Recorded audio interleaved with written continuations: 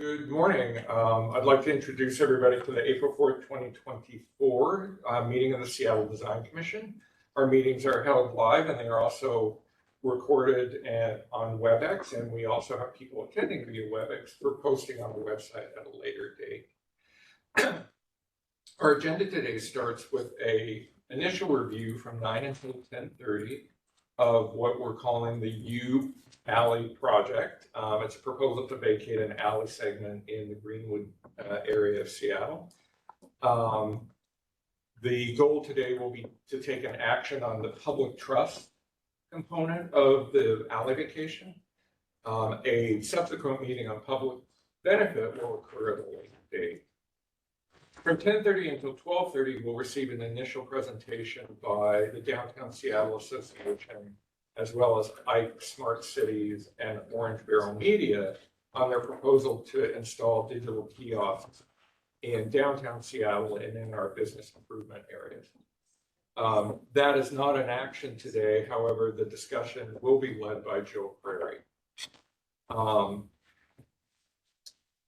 For both of our meetings, we'll allow public comment at up to 2 minutes. We'll make sure to provide an opportunity after each presenter has completed their presentation. Why don't we go ahead and start with introductions of commissioners? We have a commissioner today that's attending online, so we'll make sure. Why don't we have Brian introduce himself, and then we'll go around the room. And commissioners, when you introduce yourself, could you also indicate your position on the commission? And we'll start with Brian. Good morning, everybody. Brian Markham, I'm the Engineer Commission. Good morning, Adam Amrine, Urban Planning. Good morning, I'm Molly Spitalnik. I'm Urban Design Commissioner. Phoebe Bogert, Landscape Architect Commissioner. Good morning, I'm Jay Backman. I use they, them, theirs pronouns, and I'm the Get Engaged Commissioner. Jill Barrett, the at-large Commissioner and Chair. Zubin Rapp, Architecture Commissioner. Kate Clark, Art Commissioner. Ben Gist, Architect Commissioner. And then staff, Michael Jenkins. Valerie Kunest. Wendy Banneker. It looks like we have a few guests. My guess. Yes. Beverly Barnett, Seattle Department of Transportation. Oh, Molly Lawrence, Vance Feldman with the design team for the U. Kristen Marcos with Conrad Associates. And I don't see anyone other than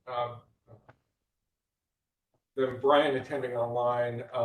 Ben Gist is going to be taking our action today after the presentation, after you completed the presentation, and we'll make sure to check to see if there's anyone who wants to make public comment. Beverly might have some comments as well from SDOT's perspective. I think we can go ahead and. If anyone's going to be talking, please turn on your video. It helps me to connect words with sounds. Thank you. I think you should be, are you logged in? Log in. Yeah, I'll be getting in WebEx.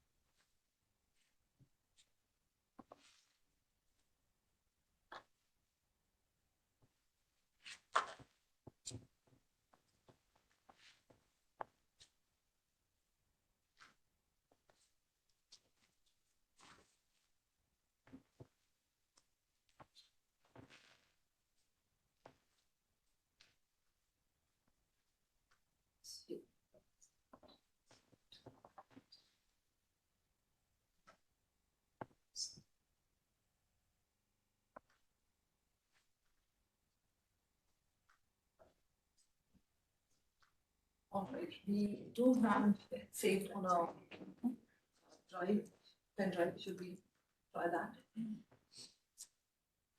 I'm not seeing that you're logged into the meeting as a panelist. Yeah, it's not letting us. Actually, I was trying to log in So let's go back to before your and invite. my panelist password was incorrect. So I didn't log in as a teacher. It's just weird. So you're not able to get to your invite. Doesn't appear.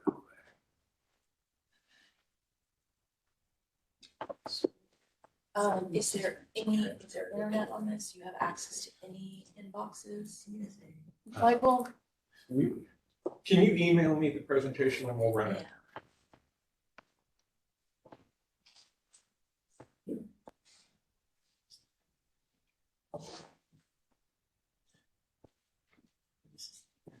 No, just try it. Old school. yes. That works. Okay.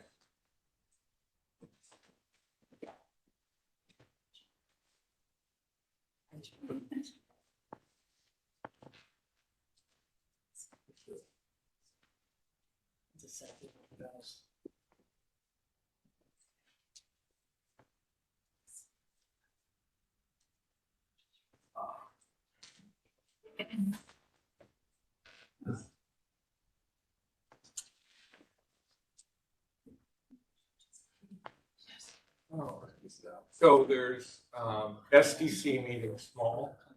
Yes. With one. Yep. All right.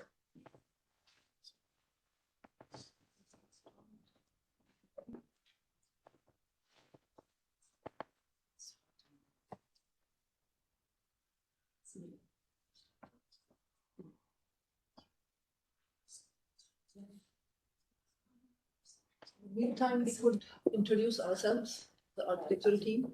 Yes. I'm Shilpa Karve. I'm the project manager and architect at Velas Architects. And I'm here with Kevin Cleary, principal at Velas Architects. So just tell me when you want me to move this slide. So good morning, everybody. And today we are here. So the presentation is divided in three parts, essentially. First part will look at the public trust as is being served currently by the alley. Part two would be the development objectives and proposal. And part three is the public trust as for the proposed project. Can we move to the next slide? So the applicant is seeking for an alley vacation for a remnant piece that was left over from a previous alley vacation. And it is on a vacant site. The alley is splits the site in two parcels, one of 0.1 and the other is 0.35 acres. As you can see, currently the alley is not being used. It is fenced, so there is no functional use there. There are no utilities in the alley, and there is no sidewalk connection, pedestrian connection on 87th. The site that we are looking at, the image shows to the north is 87th Street, just to get the bearing, and to the west is Palatine Avenue. Next slide, please.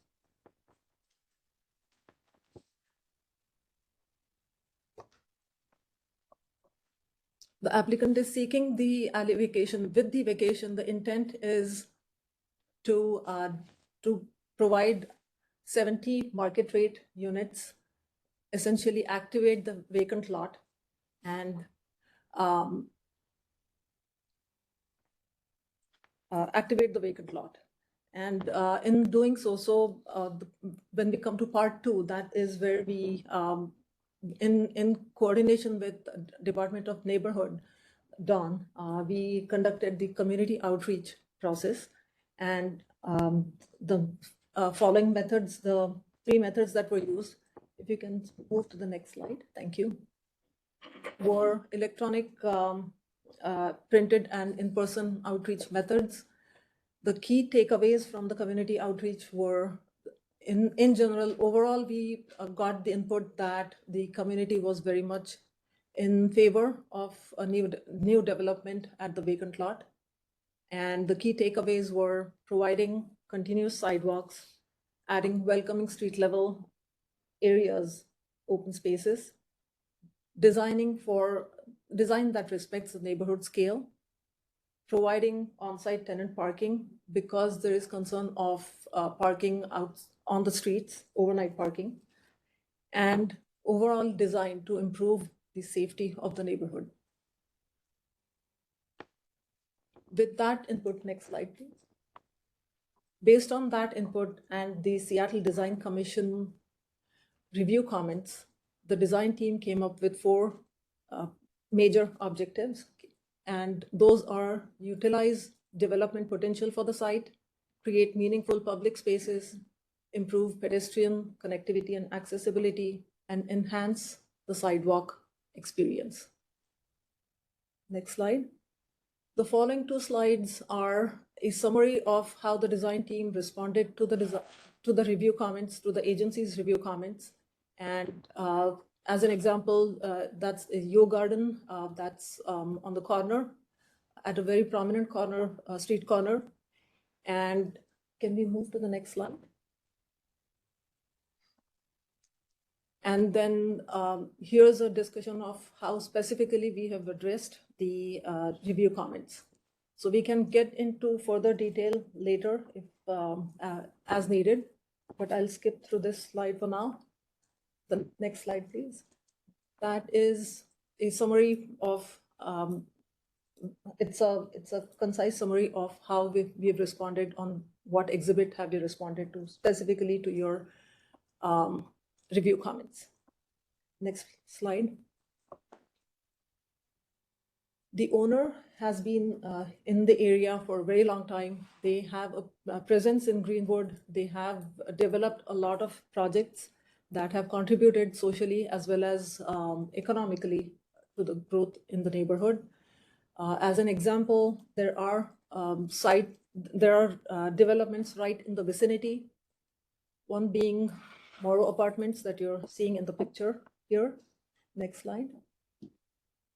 And the next one. So the Morrow Apartments that I mentioned is at the bottom left corner, which is exactly opposite the project site across Palatine. Morrow was mixed use. The Sedges Apartments also belongs to the owner. That's a mixed use as well. And then the Greenwood Fred Meyer, that's the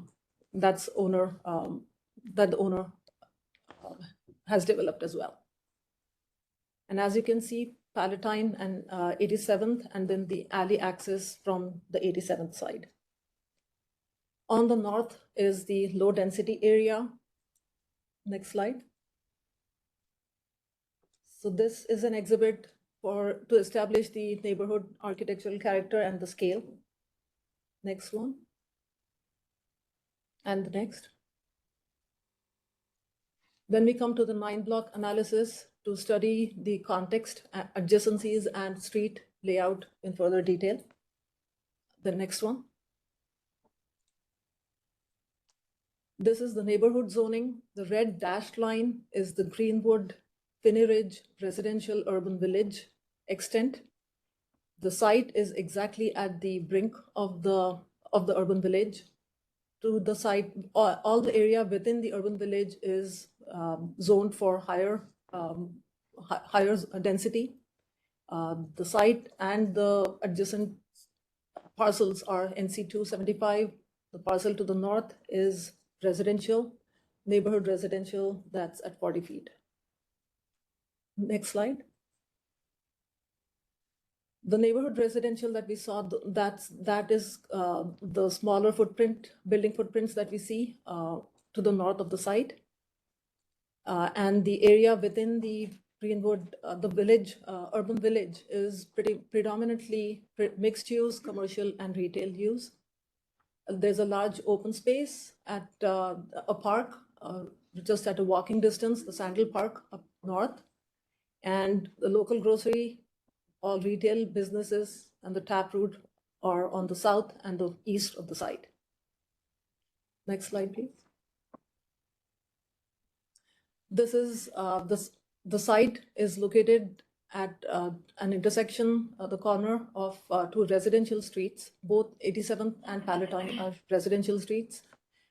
There is Greenwood Avenue, which is a principal arterial that's just half block to the east, and 85th, which is a minor arterial that's to the south.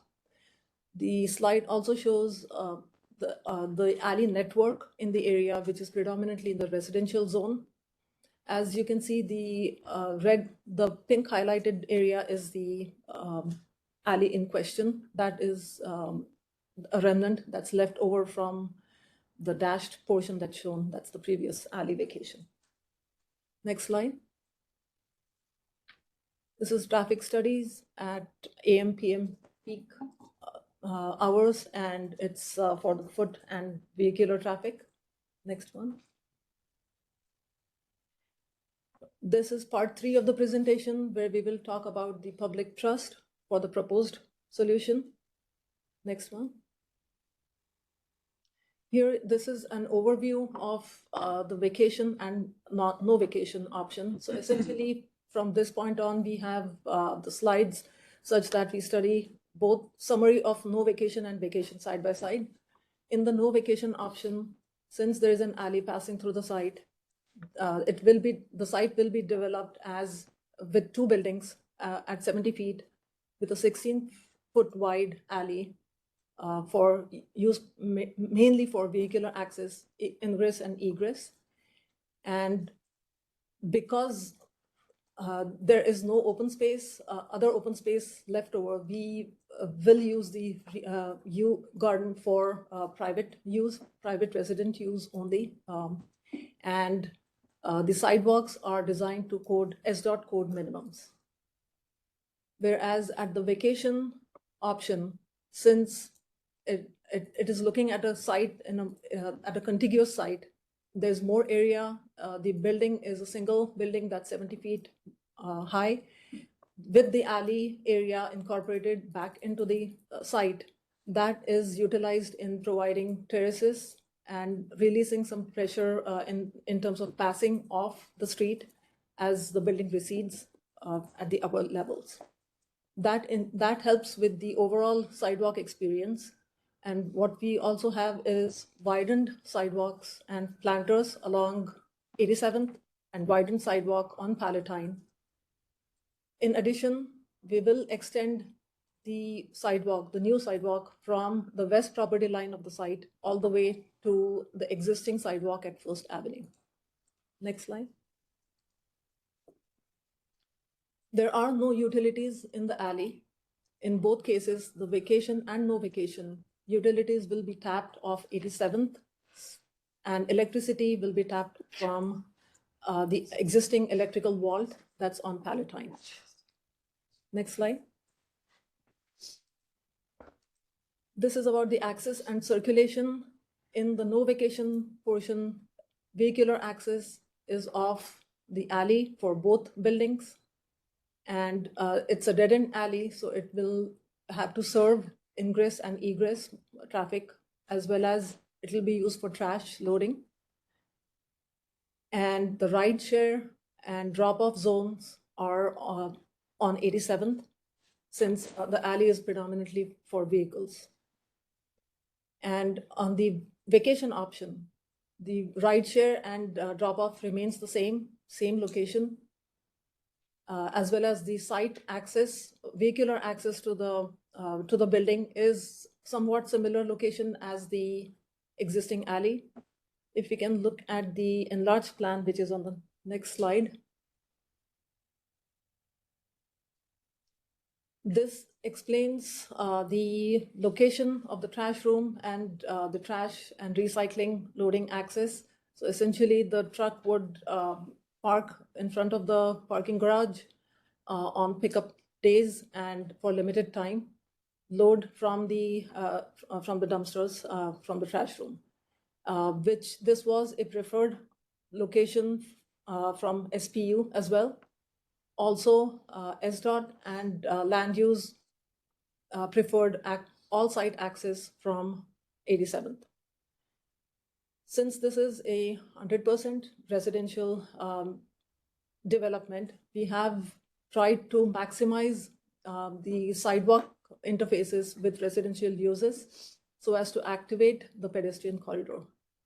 Next slide. On this, this is further for access and circulation now to do with the pedestrian route. In the no vacation option, it is the sidewalk ends at the west property line. In the vacation option, that sidewalk is extended all the way, completing the linkage between Palatine and First Avenue. Next slide. This is further exploring the pedestrian and cyclist experience as seen from the street. What we are looking at is a street corner, so Palatine on your left and 87th on the right. That's the U tree. And the next three exhibits will talk about the pedestrian experience. Next slide, please.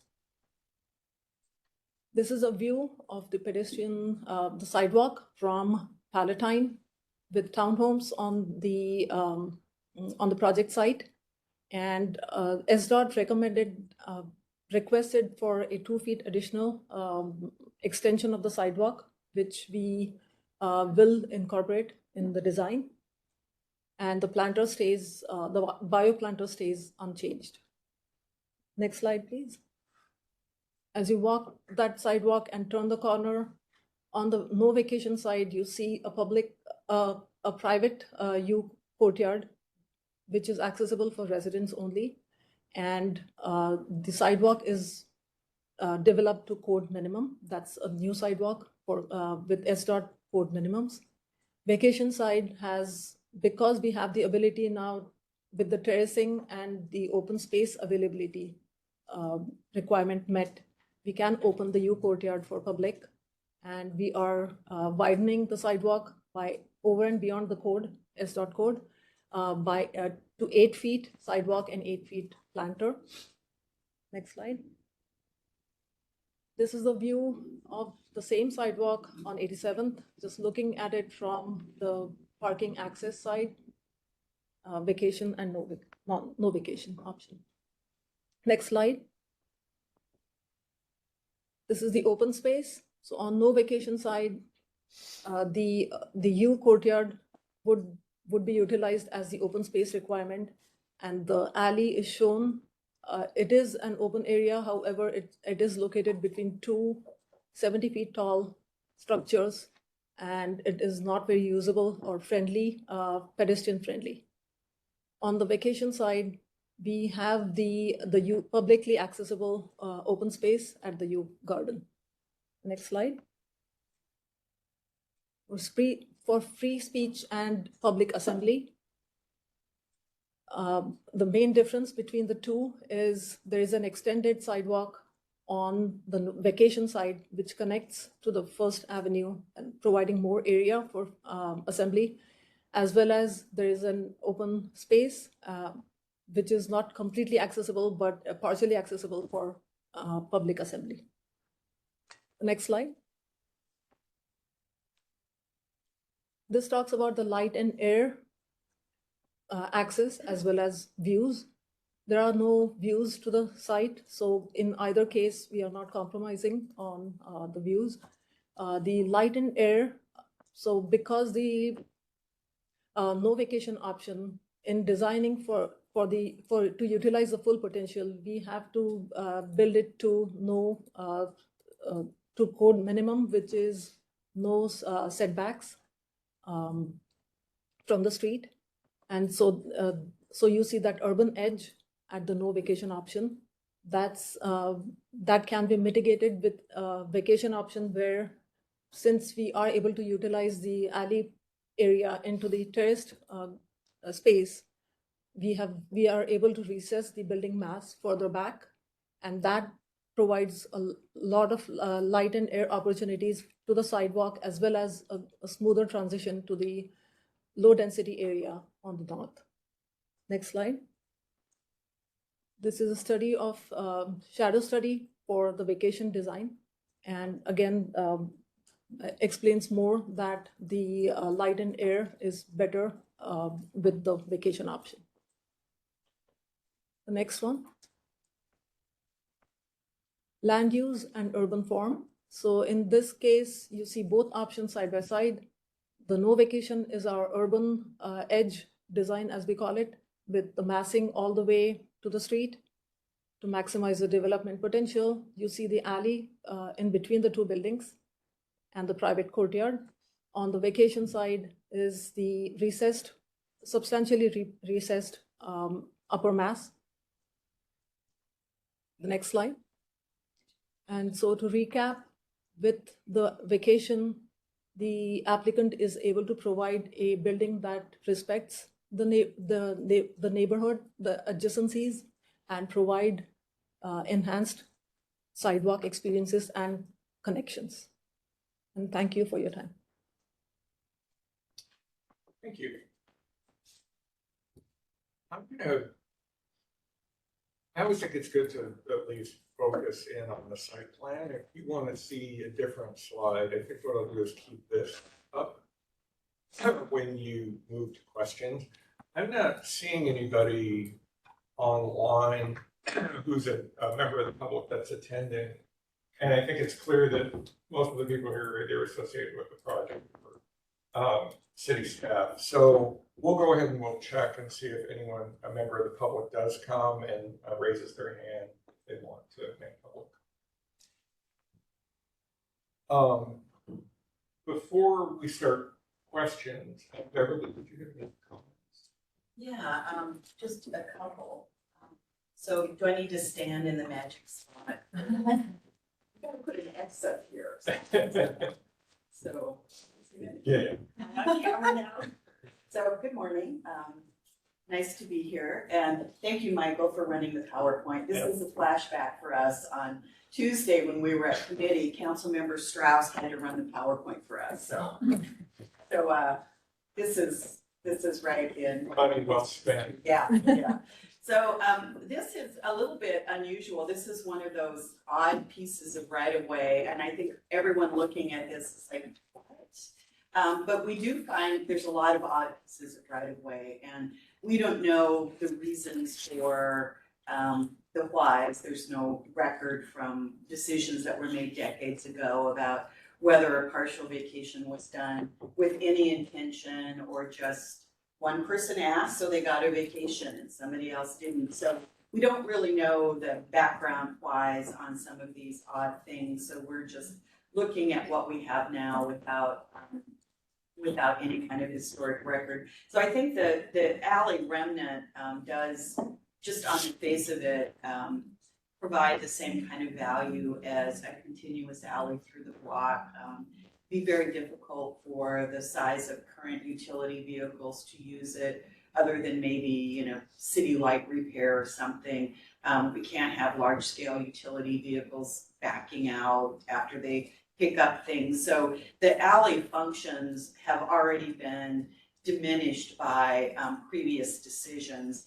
If there was no alley vacation, if this developer or a different one was doing a smaller project, the alley could function as access to the two individual sides. But other than that kind of limited function, this seems pretty clean cut in terms of not a lot of public value. So I think the very early step seems pretty straightforward to me. We do have a body of work that we're engaged in with the development team on the street improvement plan and the obligations. Nothing which I think affects this early decision, but I do want to flag, we've got some work in sort of figuring out what's code triggered, what's development triggered, and that will lead to what the commission sees when the team is back for public benefit. But right now, we don't have any red flags. It's just more that design level code detail. We're at a stage where we'll start pulling in some of the other pieces, the design review, the SDCI work on the zoning plan, and that will help inform what is the project's requirements and what we can elevate to public benefit. But I think this is pretty straightforward. It's an odd circumstance, but I don't think any huge red flags. Before you came, Beverly, there was just a little bit of discussion. This is owned by Salem Public Utility. Correct? Because they're using it for drainage. Or trying to recreate drainage in an area that doesn't drain very well because of the nature of the soil. Yeah, the whole neighborhood's big bog. Yes, so, okay. So this is owned by Salem. Yeah, yeah. Thank you. And so, yeah, so there is, adjacent to the site, there is, I think we're calling it the conservation site. We've called it the bog, but we tried to elevate it. So it's the conservation site, and there are some obligations about that remaining, and it is intended for drainage. Thank you. Ben, we've got Brian attending virtually. We can start with questions with Brian, or we can start in the room. Let's start with Brian. So Brian, we'll start with Brian and we'll move on to, actually we'll go that way. We'll start with Adam. For questions. Thanks, Yeah, really appreciate the presentation. I play volleyball up in that neighborhood, so I'm certainly aware of the vacant lot. I think I have a few questions, and they're probably pretty easy to address. So I appreciate the two different massings. I think one of the questions I have is if we are putting a building, 70-foot tall building to the south and the west of this very nice tree, I'd love to know what the impact on that tree would be, because I think we are now cutting it off from sunshine and light. And if we have a courtyard with a dead tree in it in a few years, I think that would be a very sad event. So I'm wondering what we've done in terms of a light study for the yew tree. And appreciate that you probably have done that, because I saw a lot of lighting studies in your presentation. Yes, so the building setbacks on Palatine side, about 15 feet from the property line. That opens up the light corridor for the tree on the southeast corner. And it is located in the northeast corner. That's why, I mean, any building, any development that's around that tree will cast some shadow, but there is, by making the building recede back from the tree and protecting the tree bulb at the root, that is how we are trying to achieve successfully saving the tree. And we have Kristen Lundquist here, who's our landscape architect. She can actually explain.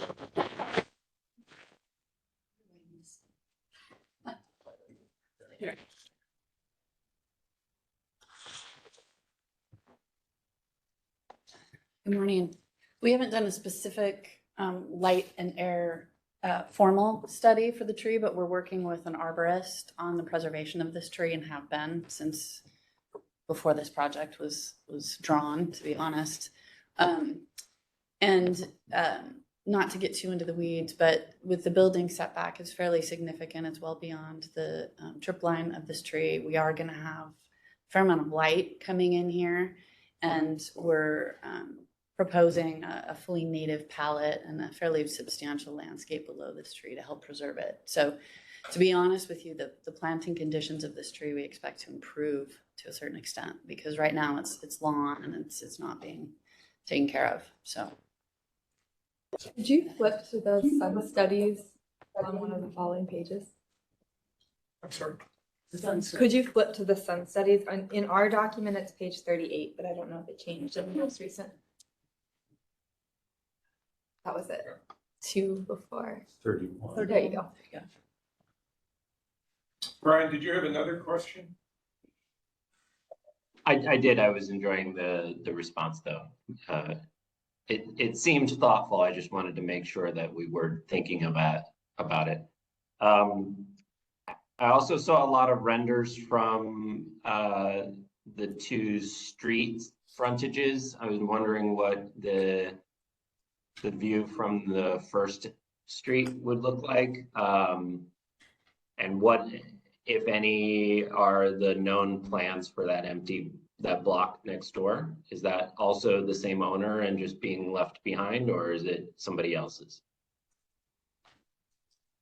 I think that's talking about what we call the conservation parcel, the piece next door. I think it'd be on the corner of,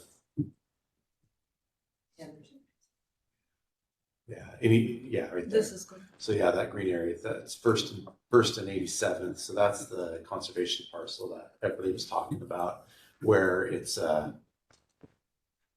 don't know all the history on that either, but it seems like it was part of the agreement when the previous portion of the alley was vacated. Let me clarify that. I'll be the lawyer to stand up and scream.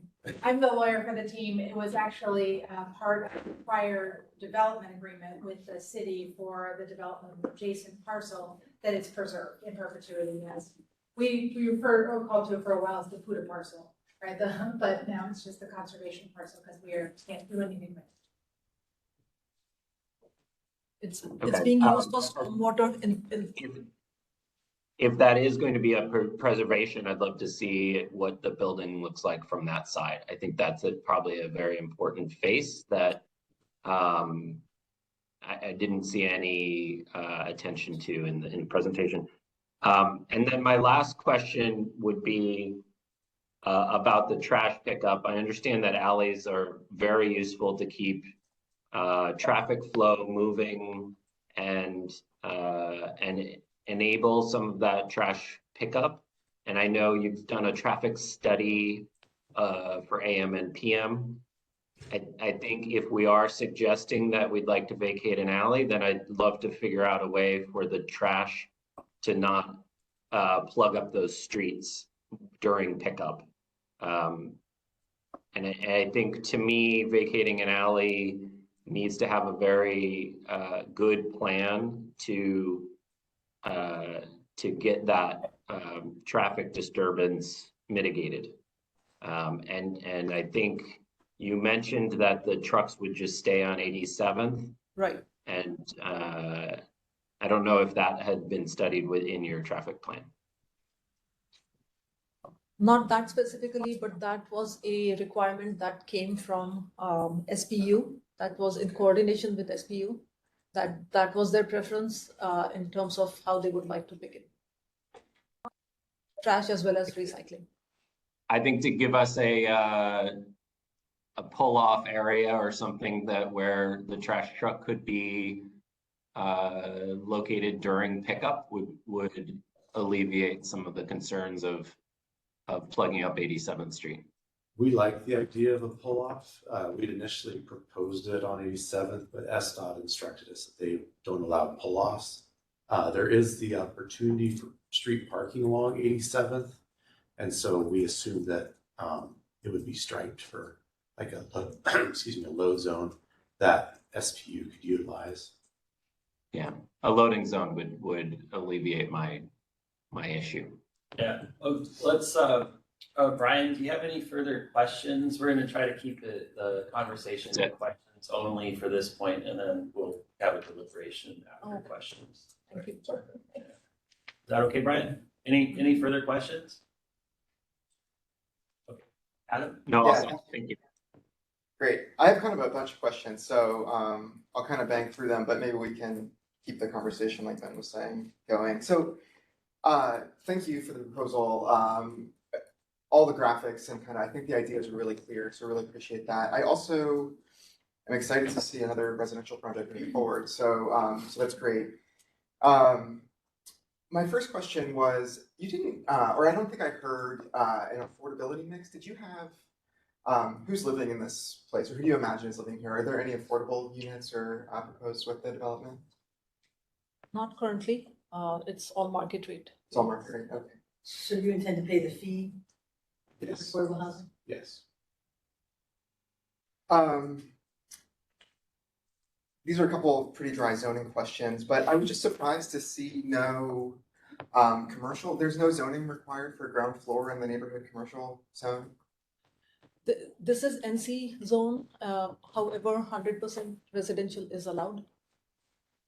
Okay, Yeah, that was one of the pre-submittal conference comments as well. great. And then I noticed there's a residential zone to the north, and so I thought you were proposing that stepping down to the residential zone was part of your benefit strategy, but I was curious that there wasn't a transition already within the kind of between the zones, or that's not required by the. Yeah, there is no requirement. Okay. Now I'm gonna get into a couple more specific questions about your proposal. That I was a little confused because I think north was up sometimes and north was Yes. down sometimes, but the sliver building, what, in the no vacation scenario, what are you proposing there? Would be predominantly studio units. They would be 70-foot tall studio units? Yeah. To meet the development goal, we would have to do that. It's going to be very dense, densely packed unit mix there, but. Have you seen, I was confused, because I'm not familiar with a building type like that. So these are really tall, skinny units? It'd be stacked flats. The way Stacked that flats. building, we haven't vetted that ad nauseum, but the way it looks at is we would do the front building, but if we do that building, it would set itself up to be basically a single loaded stacked flat scenario. And we would probably look at like a tuck under parking scenario, and we can get a small little lobby up towards 87 and try and just stack flats looking out over the blue parcel. I see. And then the terrace, I thought you had mentioned the terrace as maybe a public benefit, but could you say more about who has access to the terrace and what the function is? Terrace is more for the residents. It's the open space that's at the U Garden that is now opened up to public, because that helps with placemaking. It's at a prominent corner, and it diffuses that traffic circle portion of that, even visually as you're walking past. That's the goal. So when we did the Palatine project on the other side of the street, we did a similar gesture where we had facing Palatine, our sort of residential plaza, and at a community feedback meeting, the couple neighbors that live across the street nearby kind of indicated they liked that approach because it softened, kind of provided a little bit of landscaping towards them. So when we kind of proposed to them different building scenarios, they liked this because it, one, reduced the mass towards them, two, it gave them that similar same benefit. Got it.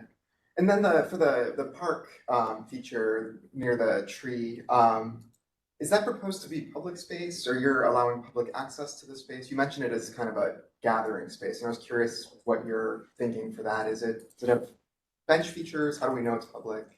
How does it stay public? Right. One of the, I guess, do you want me to just ask that? Yes, please.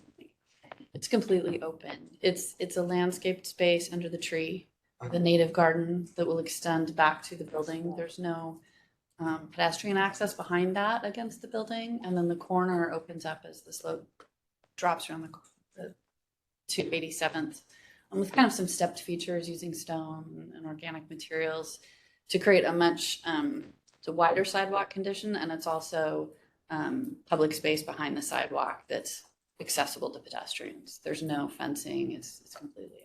I see. So it's public space? Is that what you're? Correct. It's not. The garden's 100% visible from both right of ways, and the hardscape space there is completely open to the public. It's open to the public. It's not fenced.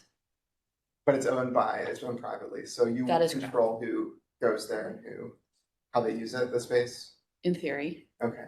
That's but it's page public. 5, page 5, in case you want to look at the graphic. Sorry, don't throw up. That's this one, yeah. The intent is to really create a corner feature for the neighborhood, so Got it. it's an open, accessible space. Thank you. And then my last question was on page 27, I think it was. Sorry, my girl. I just didn't understand what we were seeing. So this one, yeah. So could you help me understand? I don't see one being better than the other. I was just confused about the view and what the proposal was and how this was a benefit. Right, this was to highlight the 8 feet wide sidewalk, which is over and beyond the code minimum, and how that interacts with the vehicular access. So just providing more planter space and space between the vehicular access. Great, thank you. Okay. Thank you for your presentation. I had a couple of questions. Many were picked up by Adam, so that's great. So first, what has the coordination been with SPU around the conservation parcel and what you're able to do on that sidewalk frontage, as well as kind of views into and surrounding that space? Yeah, so the discussions with SPU have been pretty much with the site, the current site, not the Huda parcel. As far as any access, is that what you're asking, access for utilities or? So I'm also curious, you've talked about the sidewalk that you would be extending in front of that parcel. I'd like to understand the limitations on the space continuing beyond that, any major conflicts that have come up with any coordination with them for that sidewalk edge or planting edge. I think on the sidewalk edge, it's predominantly coordination with SDOT as far as where the curb line does or doesn't want to go relative to how we improve the sidewalk. So I think we've kind of got our 60% step in coordination with them. I think we kind of have the Yeah, where the curb's going down, stay back. yeah, the curb is being very carefully coordinated with SDOT and all the players involved in that decision making. The sidewalk is continuing, but right behind that sidewalk is where we're proposing fence line improvements and to kind of dress that edge up. The grades drop immediately behind that zone into the drainage area, and it's wet and it's boggy, and there's native landscape in there, and so we're proposing that fence be embellished in more of a public facing edge, but everything behind that remains green space.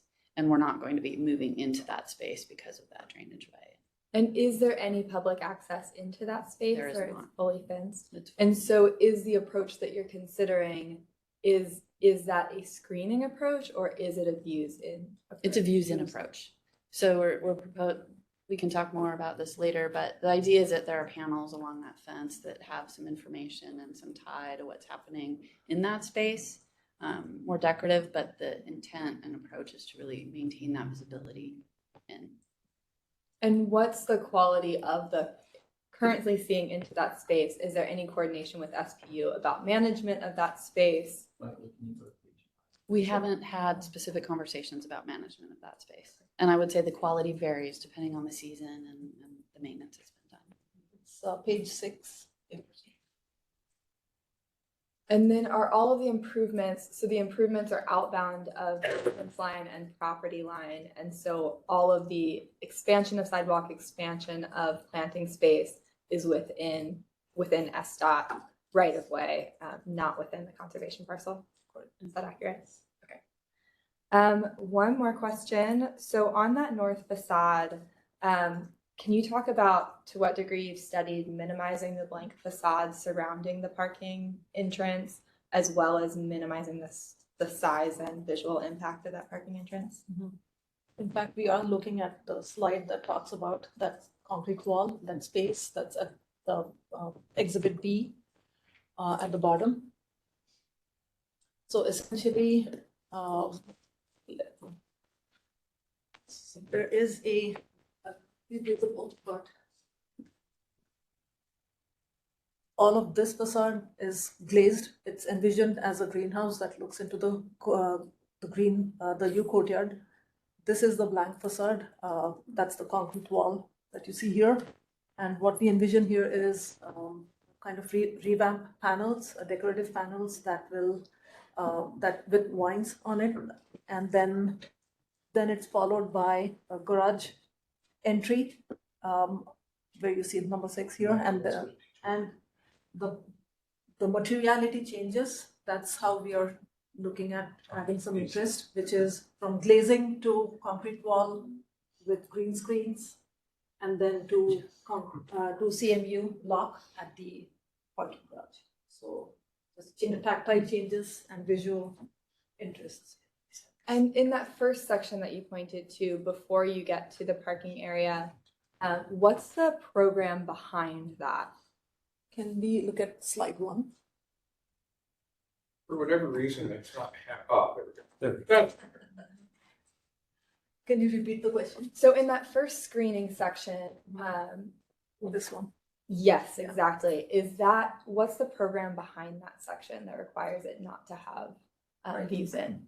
So partially, it has a gym at the upper level, so support structure for the residences, and bike storage and maintenance area at the street level to activate, again, to keep as many active spaces closer to the sidewalk. The rest of it has parking ramp going up the level. There are 2 levels of parking. And so is there glazing along the extent of the gym and the Yes. extent of the bike room, but then it transitions to parking? Is that accurate? Yes, correct. Okay. Yeah. This is a quarter of it, if you will. That's the extent of glazing in the concrete wall. The rest of it is screened. So we've continued with the screen across the entire length. Good, thank you. I'll pass it to Phoebe. Thank you. I feel like most of my questions are being answered that I had. Molly has asked some of them. So I think I'll just clarify, and excuse me if you've answered this. Where is stormwater for this project being treated? Is it going to the Huda site? To the street on 87th. Stormwater actually in this case because Because the peat is actually it will be infiltrated into the site as much as possible, but it has connections to the to 87th as well. the connection 87th is only for extreme water overflow. Everything on the peat site has to be directed and perked into the site because of the peat site. So we basically we did the same thing for the other building. We set the slab on sort of a big layer with a perf pipe drain system. Okay. And there's a little bit where we have the ramp, there's a little bit of storage capacity into the ramp just to help charge that system. So predominantly just perks on site. Temporary detention, water detention. Okay. And then just to keep on harping on the conservation site, the client does own that parcel, correct? So it's part of the ownership, but it's in conservation. Okay, I think that is, and then last question, just about the fence again. The fence is the same, it remains the exact same perimeter that is currently shown, but will be replaced. Yeah, in what you're talking about. Okay, that's it for me. Well, thank you for the presentation today. Appreciate it. I have a few additional questions, and again, apologies if they kind of build off of previous questions that have already been touched on. But my first question is, it seems like the main pedestrian access for this building is on 87th Street. Is there no other pedestrian access in and out of the building on Palatine or on the south side of the site to coordinate with the adjacent parcel? So the Palatine side has townhomes. That's how we've massed it. So looking at the site plan. So from here on out up to the south property line, there are 3 townhomes, and the idea there is that there is a development that we did for the same owner across the street that has townhomes there too. So the idea is to connect the 2 spaces in terms of use as well as architectural language. But so anyone who was in the apartment units within this building would have to exit on the 87th, and if they were to access the commercial area, would have to walk around the site in order to access any of the commercial zoning south of the site.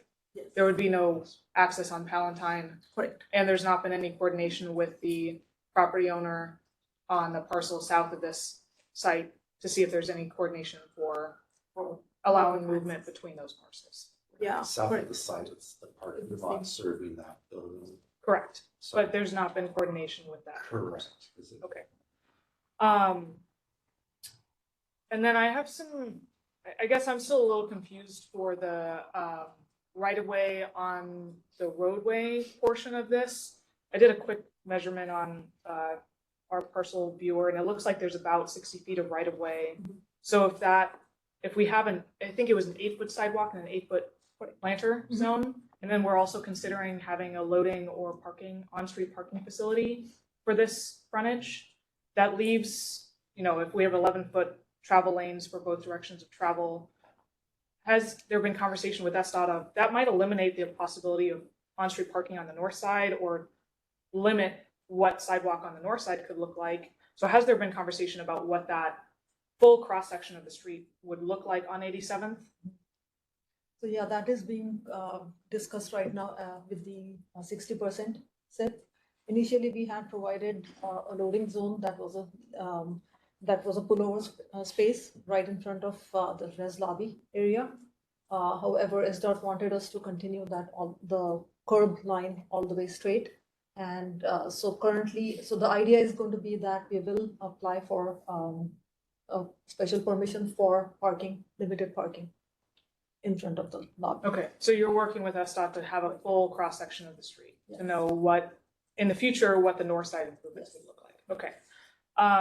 And then I guess in addition to that, it looks like we'll have some significant sidewalk improvement, which this neighborhood definitely needs. But is there effort for any grading or street improvement for paving? Because I know the paving in this area also needs a lot of work, or at the intersections where the traffic circles are, because there's a lot of grading issues and pavement issues in the area. Incredibly wavy gravy. So yes, by consciously making our sidewalk bigger and by consciously making our planting bigger, the ripple effect forces us to have to improve the traffic circle at 87th and Palatine, which, as you know, the ripple then means we have to start replacing asphalt in that area as well.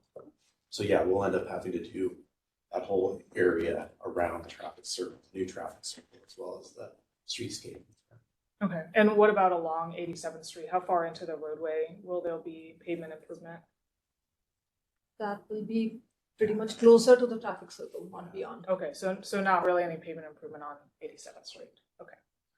And then my last question is there going to be any funding contribution for improving the SPU parcel, for that to have some beautification efforts, just to have it be for that public benefit, to have that be a nicer site than just a fenced green space? Not currently, no. Okay. All right, and that's what I have. Thank you for the presentation. Can we go to the site analysis? I don't know the page number. But, Yes. well, I was on the photo, but it's the same thing. And I mean, this is the same, because I just don't see much in your presentation about First Avenue Northwest. And I'm concerned about that. Where is your analysis of the healthy street on First Avenue Northwest? The analysis of Sandell Park, which is the only open space for all these people to access, that's just out of every picture? And how did that show up in your community outreach? Because the community outreach when Fred Meyer and the other strip that the same owner did was redeveloped, was a request to put sidewalks in First Avenue Northwest, because it's literally open ditches on either side of a paved street, and hundreds of people walk on it to the park. So where's all that analysis in your package? So there is an existing sidewalk on First Avenue on the Puda parcel side. Yes, I'm talking about 87th and 90th. I'm trying to get to the park. 87th and 90th, yeah. We don't And have that was a public benefit request in the original redevelopment. Yeah, we've not studied that. Do you have anything that shows the park or anything that shows the pedestrian flows into the park? Yeah, I think there is one area where we did, because this was part of the 9-block analysis. It did not make it into that cut. Yeah, it's directly across the. Yes, it's right north of It's this page. Yes. Yeah. And, That the is city page did a 15. huge infrastructure project there It's page 15. to have that part done, because it used to not be accessible. Used to not be, okay, so there's Sandal Park shown, Yeah. but no discussion of the access. Okay, those were my questions. Susan? Yeah, in the no vacation scenario, what's the width of that? Narrow, tall, proposed That's, hypothetical building, yeah, that's about 50 feet. 50 feet? Yeah, Oh, 45. I'm sorry, it's the setback is 50 feet-ish. The width of the strip, that's to those, Oh, The width of this part. The width of that is 50 feet. yeah, that's 16 feet, put up parcel, and it's between 45 and 50. We should have dimensioned that actually. Yeah, I'm just wondering if that's, I think obviously that, well, I guess in my opinion, that would probably never really get built, so I don't know if it's really a fair baseline comparison. I think it's obviously, I think this is kind of a no-brainer alley vacation, as has kind of been said, given the existing condition. Mhm. But I don't know if that's really a fair baseline, comparison. So I guess that's kind of my only question, is that really feasible? Because I think what we are taking away is the kind of light and air that an alley provides. And if it's undevelopable in reality, then that's something we're kind of taking away. So it's just kind of a question on, is that really a feasible? Would that ever really happen, kind of building that sliver building? Yeah, with a single loaded corridor, Yeah. we do have a layout actually. Yeah. That we With tried. an elevator and 2 stairs and Yes. something, Yeah. I mean financially, would it ever happen, I guess? Probably technically. it's Correct, impossible. technically, yes. Anyway, that's my question. Thanks for the presentation. A quick question, folks are already talking about it, but just to clarify, with the stormwater studies of the site, do you have an understanding of if it would potentially affect the conservation site? Is there any relationship between those two elements? I mean, stormwater is just not allowed to Yeah. go off-site, given where we're at. So there is no connection that we would make there from a stormwater perspective. Yeah, and so I know there hasn't been discussion about potentially benefiting the conservation site with SPU. Do you have an understanding of how it would be altered through losing half of its footprint as a psychological benefit to the area? I think the Puda parcel, when it was set aside from the stormwater aspect, was catching stormwater from the street improvements along First Ave, as my understanding is what it was doing at the time. And the Fred Meyer line. And the Fred Meyer Park, that's right. So I don't think from stormwater aspect, it's catching, or treating anything from the site of the word. You, in your presentation, you have in your open space section, like a diagram about free speech and public assembly as a potential benefit for that corner, and I'm just wondering, could you tell me more about, beyond the visual benefit of the UV garden, how do you anticipate, activation of that site? At the corner.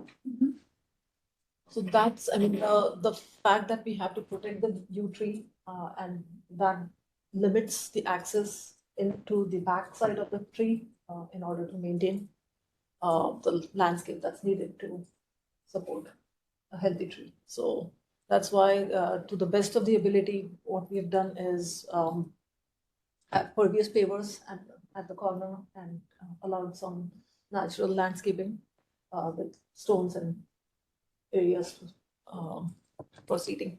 But other than that, Yep, creating seating areas and then embellishing the landscape and native palette with, labeling and educational, information about that space as a landscape.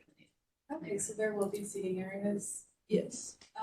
I noticed that there was a change in your rendering from the draft we got to the one you presented in terms of the wall face of that yew garden? At first it was a sheer surface and then it changed to boulders. Could you tell me about that? Yeah, the grade of that drops as you go around the corner. So it's going to be a very low edge on the Palatine side. And then as that grade picks up, we're using stone and kind of a staggered stepped, stepping, playing, seating element that wraps around the north. And then we'll have that planter edge off of the building meet that at a certain location. So it'll be, roughly seat height. Okay. This is really nitty gritty, but because I don't see it in the plan, could you specify where the seating is going to be programmed? Yeah. All of that stonework you see is intended to This be kind portion of a is here. seating space. Not using formal benches per se at this corner, but using landscape elements for that seating in a more kind of whimsical, playful arrangement. Okay, like you see in the sample Mhm. there. Great, thanks. And then just one last question. For your community outreach, could you tell me a little bit more about how you reached out to people, what the makeup of the people were? Were they homeowners? Were they renters that attended your sessions? So yeah, we conducted all the three methods that were coordinated with Department of Neighborhoods. That included in-person meeting as well as online survey where we got active feedback. It was from residents that were directly north, from single family residences that were owners, as well as from Taproot Theater, that's the south of the property, owner of the property as well. So fair amount of owners that did respond. And in fact, we got emails even after the survey was closed that when are you bringing this project on? So it was, they are very much in favor. Did you say not single family or there was? Single family. Oh, there was.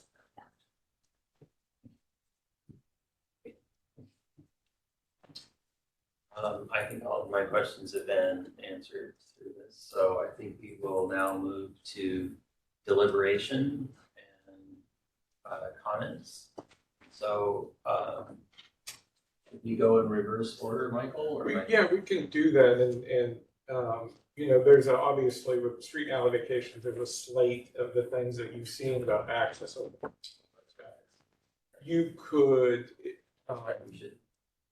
do a summary of each, or to provide larger comments. That might be more useful, I think, because what I keep hearing is the relative value of this alley is, has some significant questions. I think it's some of the larger moves that could guide outcomes in the right of way and potentially on the building that might be of more interest. So we know that there's access open space public requirements, but maybe certain larger comments for the team about the relative value of what you've seen and additional value that you think that they should be providing. That seem? Yeah, I mean, I think this is our opportunity to help you understand what we're gonna wanna see with public benefits. Yeah. And it'd be a mistake to miss that. Yes. So should we organize it around some key areas of focus, or do we want to, so we talked about the U corner, the public space benefit. I think there's some questions about the blank facade or the garage area of the screening, and then also views from across the conservation. Thank you. Thank you to get that out. Conservation and how the conservation interacts with the property, as well as I also heard some access to the south, to the commercial district, pedestrian access from the building. And perimeter issues, I think there'll be a lot of things that go talk about perimeter. Okay. So with that, should I pass it to you, Kate? Great.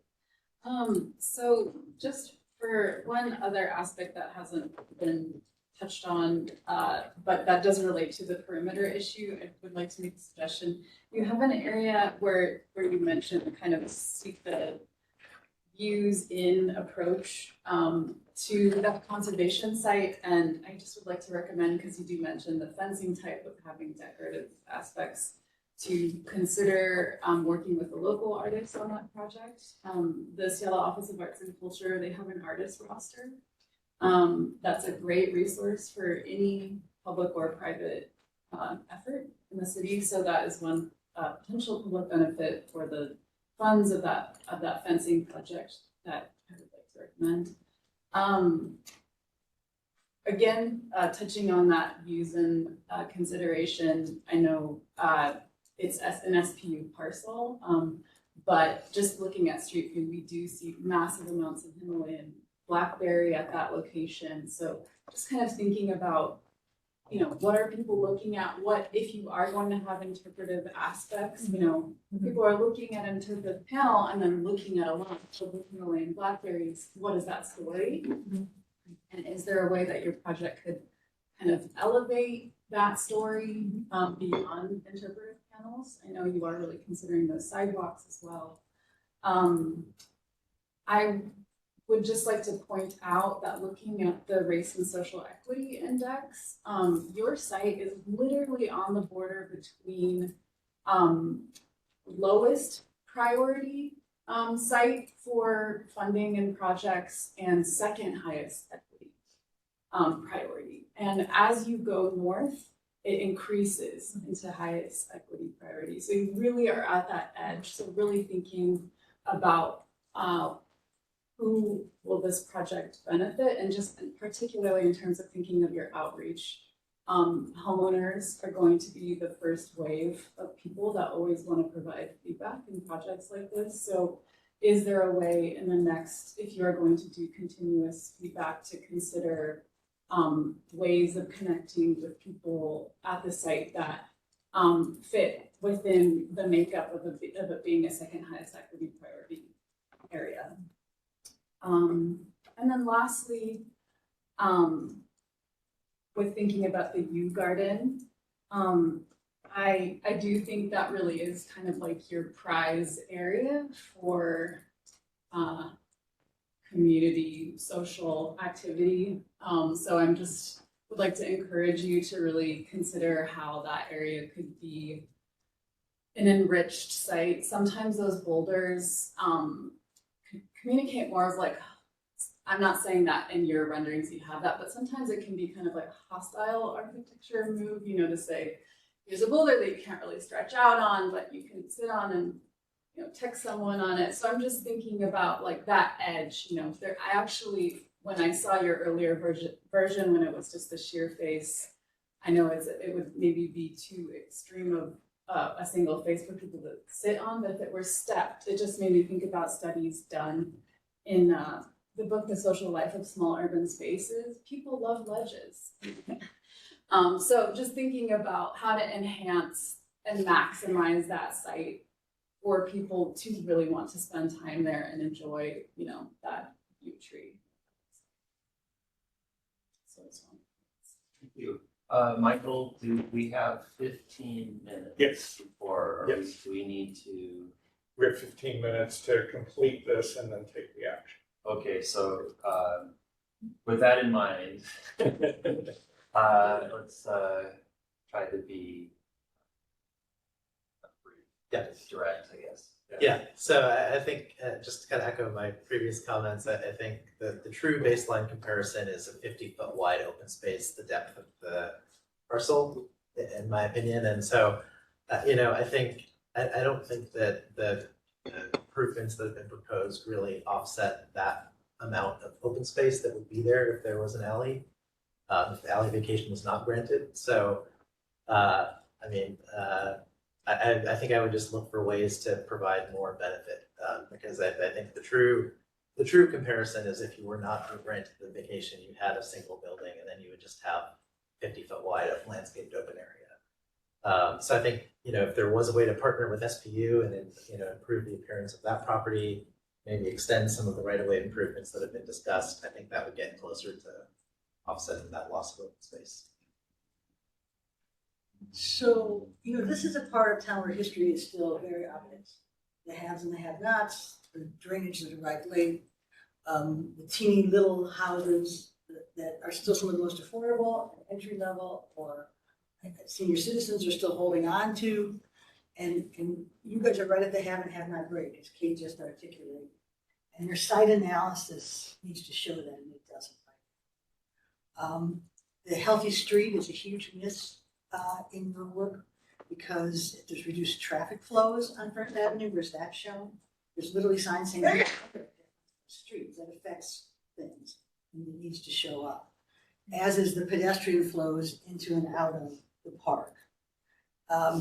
We may be willing to move this forward for public trust because of what Michael said about the site, but you just need to know that when you come back, we need to see more thorough site analysis and some off-site benefit, because First Avenue Northwest, you have to claim and own because you're asking to vacate the alley right in the middle of the block. So then the site analysis has to account for the whole block. And it has to account for, and you've got the same owner for whom a lot of this was done right across the street. So that's what's missing to me in this presentation right now. And I'll just leave it at that. Yeah, I'm gonna make a slightly nitpicky comment here, but in your traffic analysis, I think you dictated that 85th is a minor arterial and Greenwood is a principal arterial. They're flipped. 85th is the major arterial and Greenwood is the minor arterial. So I want to make sure also, similar to what Jill was just mentioning, is that we're taking into account, I understand that that's off the property here, but we need to take into account how people are moving through this area on all modes and how they're going to access this site, access the commercial areas, access the higher density residential areas, as well as the lower density residential areas to the north, because I think it is really important that we make note that this is right on that boundary of higher density commercial area that is really growing and really developing with this lower density residential area. So just kind of bear that in mind.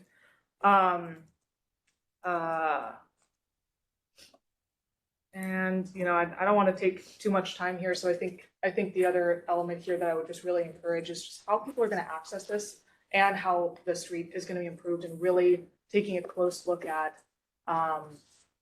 this is not just for who will be at this site, but also the street itself and how people will be moving. And we want to see some more information on that. So I concur completely with each person, so I'll just build on it slightly and then move on. First Avenue Northwest is a green street or a healthy street, right? And people use it all the time. You can walk in the right of way. I don't know if you can right in that portion, but you're expected to right the next block, right? There's that turn around and then you keep on going.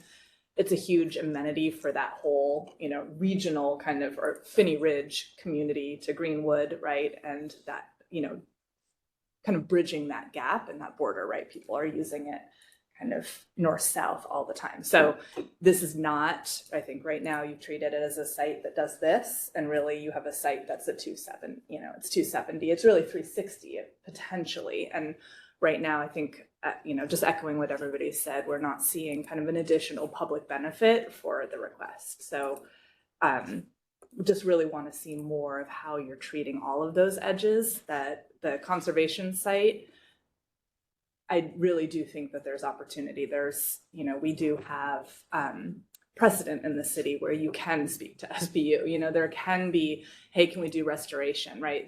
Those things are meaningful. Right now, there's some beauty there. There is like a historical, wetland, does do stormwater, but it also is kind of a mess, right? So how can you make that better and make that an amenity for the people living in the new project in the U building, but then also for the neighborhood? So I think those things are doable. Like, it doesn't just have to be fenced off with, a beautified fence. Like, how can you actually benefit, the environment in that greater district? Thank you. Okay, great. So you all have covered my notes about race and social justice outreach and coordination with SPU and the site analysis in response to street uses. So just a couple of notes on the U corner. I ask that you continue to review the best plantings to survive in that Northeast Plaza, as well as ways to provide a public feel on that corner through materials and through activation driven by ongoing outreach. The views related to the conservation area, so continuing to study those sidewalk improvements and the conservation parcel, as well as views into the conservation area, and coordination with SPU to determine what types of coordination can improve that area. Related to perimeter issues, I'd ask you to continue to study the garbage pickup question, including studying striping for a loading zone for trash pickup in that street area. And then regarding blank facades, I can show just a little bit over one of your drawings to make this a little clearer. And Brian, I'll share this on the screen as well. But related to blank facades, I'm curious if lamination of the parking area with units was ever studied or was plausible. So you can see over your drawings here. So there's the screened area, and then there's the blank concrete facade area and the garage entry, which creates greater than 50% of that facade being unactivated frontage and blank wall. And so my curiosity is, if the parking does continue into this middle section, is there opportunity to pull that parking entry to that area and to extend units down to ground level? Are you able to tuck parking behind a laminated edge, particularly because that edge is facing residential? And so the opportunity to bring residential to that ground level allows it to become a more meaningful part of the neighborhood. So I would ask that you continue to study the opportunities for activation and for housing at that ground level, whether it looks like this or is arranged in a different way that works better for the architecture. And that's it for me. Great, thank you. I also fully support vacating this alley. I think it makes a ton of sense to vacate this alley, and I think especially for residential. I think Zubin said it, but I'll say it again, is that I don't believe the kind of alternative proposal that was set up for this. And so I think what this vacation does is it unlocks an enormous amount of development and design potential for your site, which I think is great. But I don't see the proposed benefits being even close to proportional to that. Could you flip to page 5? And I'm gonna use this as an example. I know this was touched on a lot, but I think when we look at this plaza,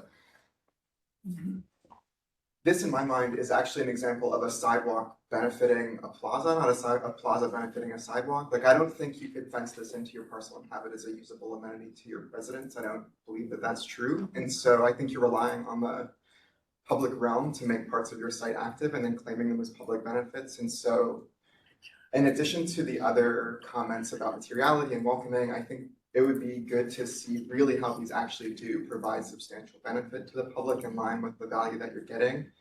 And I fully support the recommendations. I think Jill mentioned network improvements, which are really important. There was a lot of discussion about the conservation parcel.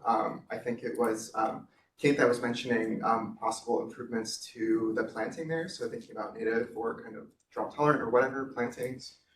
As well as providing access, artwork, interpretation.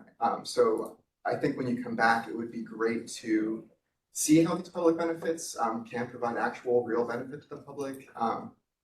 And I do think, just I guess keeping us on topic, that I see a lot of the public trust. So I think I'm with Jill that we're meeting a lot of the public trust. So these are more comments for when we come back. And Brian?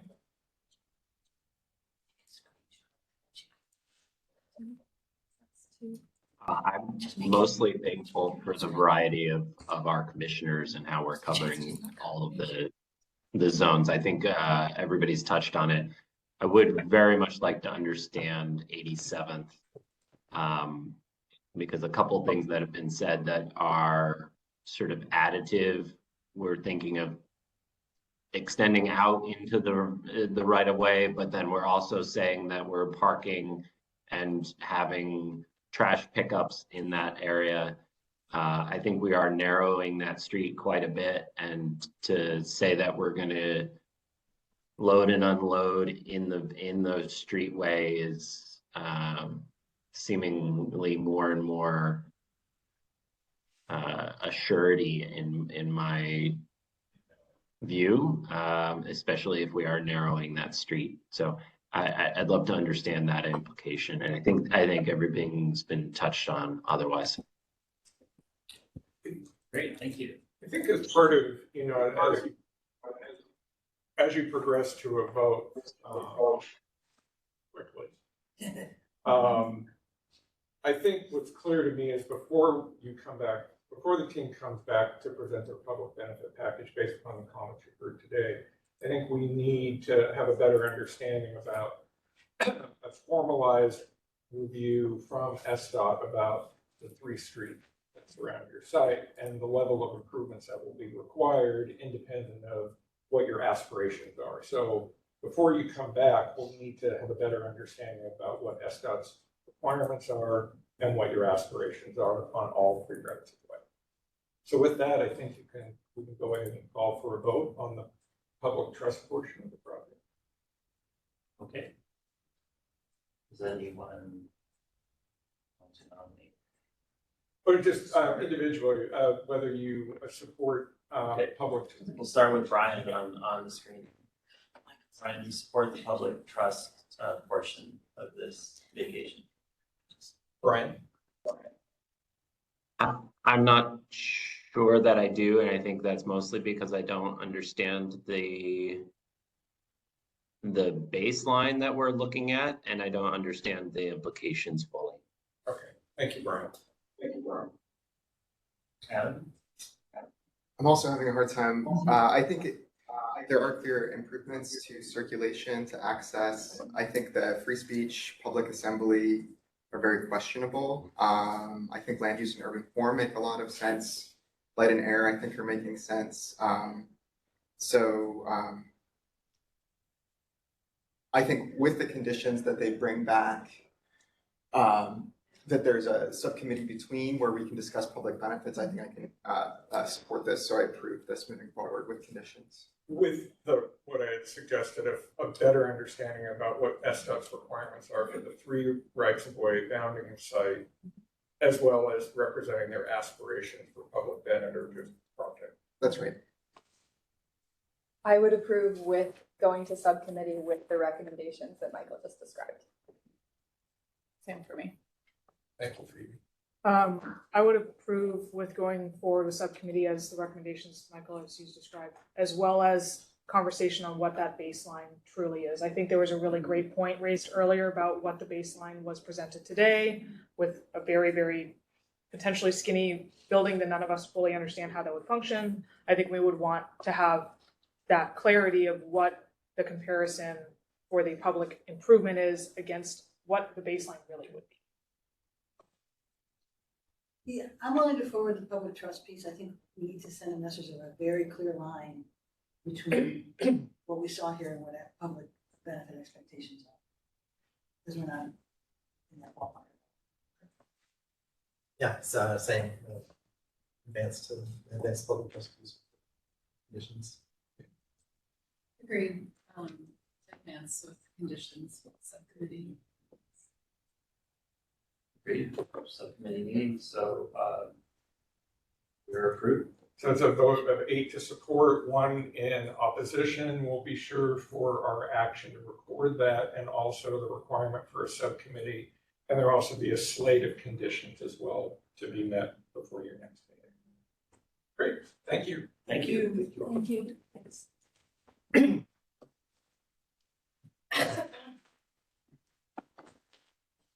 Why don't we go ahead and have the next thing kind of come in 5 minutes while we transition? Do you want me to share that drawing? I could not drop it into the chat. I couldn't put images into the chat. I'm just gonna drop it to you. I just have to be in the chat. Have the trees. Thank you. Yeah. Okay, Very good. useful. Good, okay. Probably because of Zoom Sure. happening or something. But you were thinking, I always want to know if they're a good movie or not. when We walk in, right? Yeah. It's just Yeah, thank you. that for our call. Thank you. Yeah. Let's see, probably along this road. Yes. Make sure you get numbers. Hey, good. You, how you doing? Pretty good. Make sure that you sign on questions. Yeah, there'll be. Michael. Here as well. Can I send Still that ask to everybody. everyone? It was at the beginning. And then I think you're It should be. number 1. And then Dawn. Yeah. So rather Jump than. in. And then I'm gonna hand it to you. Yes. But it's all. I'll start off. You're gonna start. I will, just to give, say, here's what you're gonna see. Yeah, yeah. Go first. Jill, nice to see you. How are you? John. Nice to see you. Nice to see you. Hello, Mark. It's good to see you too. Jill, you're in person. Good for you. Good to see you. It's always fun, like the versus on the screen. Making good progress. Heard that. I had probably. Getting dark out there though.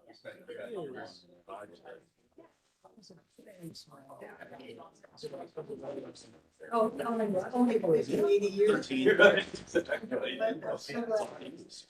I sat at my desktop in 5 years. Yeah. That's much better. Yeah.